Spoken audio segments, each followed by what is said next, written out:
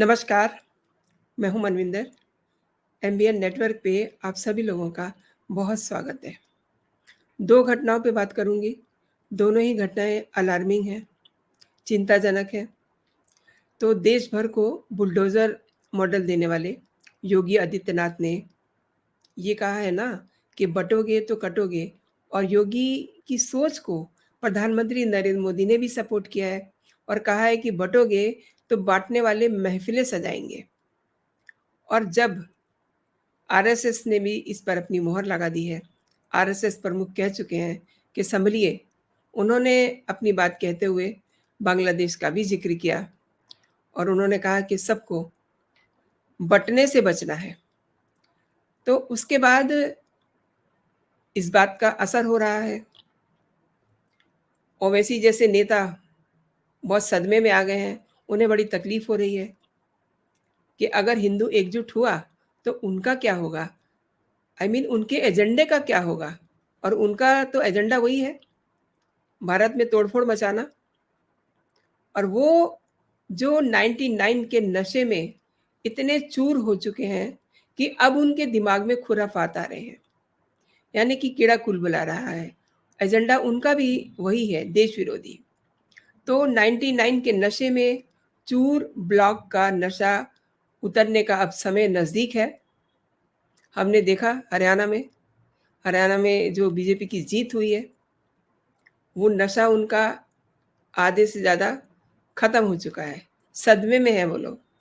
लेकिन ये 2 घटनाएँ जिनका मैं ज़िक्र करने जा रही हूँ, आपको समझ आ जाएगा कि हिंदू होने का क्या अर्थ है और हिंदू एकजुटता क्यों ज़रूरी है। आगे बढ़ने से पहले दोस्तों आपसे मेरा वही आग्रह है, वही निवेदन है, चैनल को सब्सक्राइब कर लीजिए। कंटेंट अगर पसंद आ रहे हैं तो लाइक ज़रूर कीजिए और कमेंट भी कीजिए, क्योंकि आपके कमेंट्स मेरे लिए बहुत अहमियत रखते हैं। तो सभी नेशनलिस्ट और राष्ट्रवादी चैनल के प्रति अपना स्नेह, सपोर्ट बनाए रखिए। हम सभी को, हमको, आपको ये समझना बहुत ज़रूरी है कि हिंदुओं को तोड़ने के लिए कुछ खास शक्तियाँ काम कर रही हैं। वो कई प्रकार की हैं और वो देश के अंदर भी हैं, देश के बाहर भी हैं। कुछ हिंदुओं को जाति के नाम पे तोड़ रहे हैं, कुछ विचारधारा के नाम पे तोड़ने में जुटे हुए हैं, कुछ प्रांतों के नाम पे जोड़ने पे जुटे हुए हैं और भाषा के नाम पर भी तोड़ने की कोशिशें की जा रही हैं। किसी और नाम पर तोड़ेंगे, लाइक उनके पास बहुत सारे रीज़न हैं, लेकिन उसके लिए सावधानी रखनी ज़रूरी है। क्यों? शाहजहाँपुर के गुलाना तहसील में अचानक से ये लोग आते हैं, मंदिर में नमाज़ पढ़ना शुरू कर देते हैं। तो आपने इनकी उम्र भी देखी है। शाहजहाँपुर की गुलाना तहसील में राम मंदिर है। यहाँ पर इन भाइयों ने नमाज़ पढ़ी। जबरन मंदिर में घुसे और नमाज़ पढ़ने लगे। मंदिर के पुजारी ने इन्हें रोका, लेकिन माने नहीं। उसके बाद लोग इकट्ठा हो गए। दोस्तों गौर कीजिए, लोग इकट्ठा हो गए, शोर मचाया।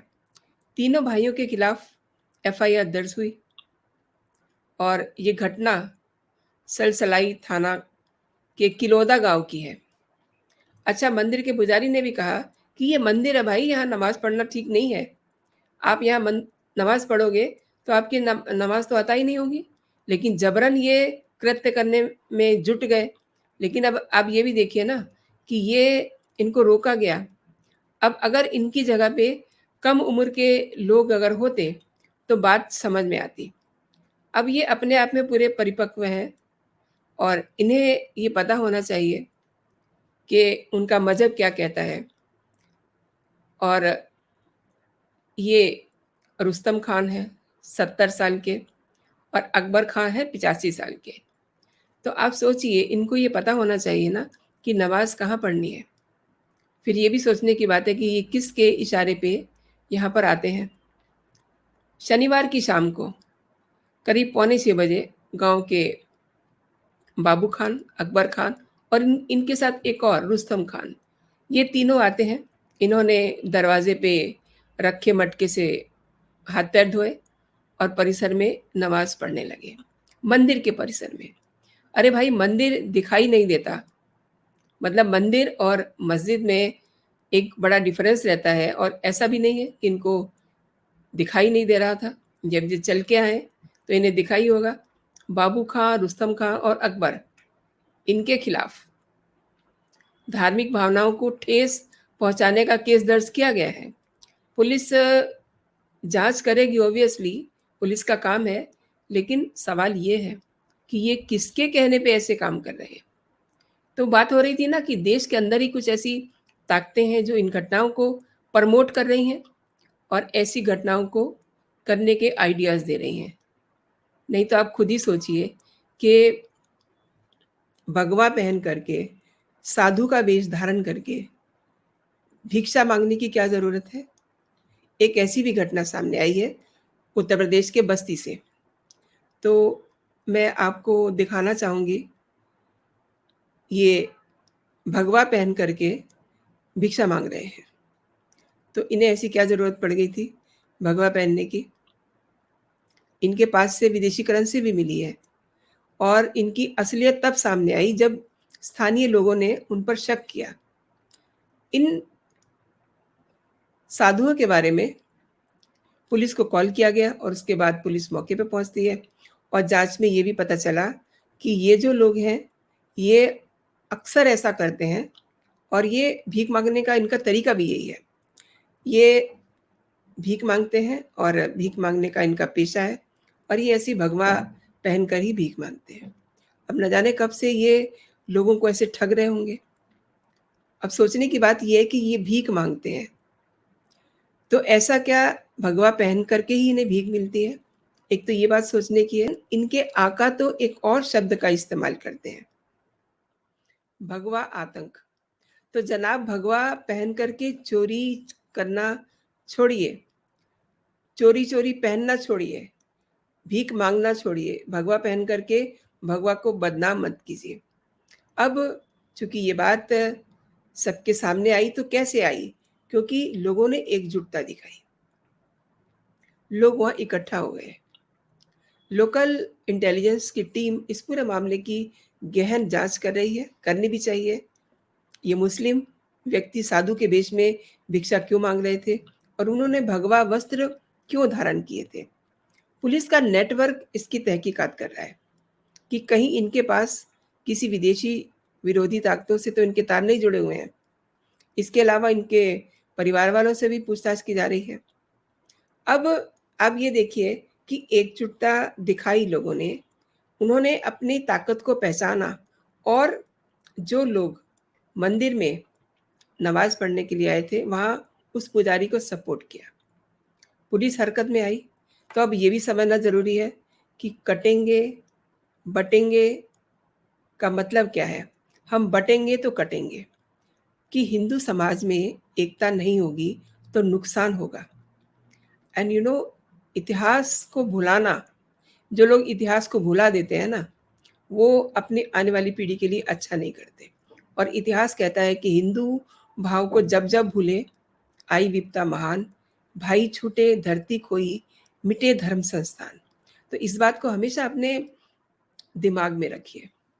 इतिहास को पलट-पलट के कभी-कभी देखते रहिए। और आजकल तो आज की भाषा में ये जो मैंने आपको एक लाइन बताई है, सुनाई है, कि हिंदू भाव को जब जब भूले, आई विपता महान, भाई छूटे धरती खोई, मिटे धर्म संस्थान। तो इसका मतलब आज की भाषा में यही है कि बटेंगे तो कटेंगे। इसको इसी तरीके से योगी आदित्यनाथ ने समझाने की कोशिश की है। और आप ये भी समझ लीजिए कि ओवैसी को क्यों तकलीफ हो रही है। उसको तकलीफ इसीलिए हो रही है। मैं एक दिन एक इंटरव्यू सुन रही थी उनका, तो उसमें उन्हें इस पे बहुत ऐतराज़ था। भाई, योगी जी ने कहा है, हिंदुओं के लिए कहा है, आपको क्यों प्रॉब्लम है? आपके पेट में क्यों दर्द हो रहा है? आपको तो नहीं कहा, आप एक एकजुट रहिए।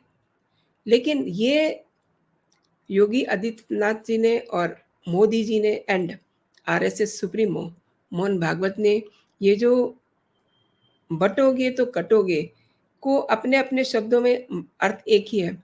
लेकिन एक लाइन में अगर कहें तो बटोगे तो कटोगे, ये जो मूल मंत्र दिया है योगी आदित्यनाथ ने, उसके पीछे बहुत बड़ा बहुत बड़ा रीज़न, अर्थ, भाव छिपा हुआ है।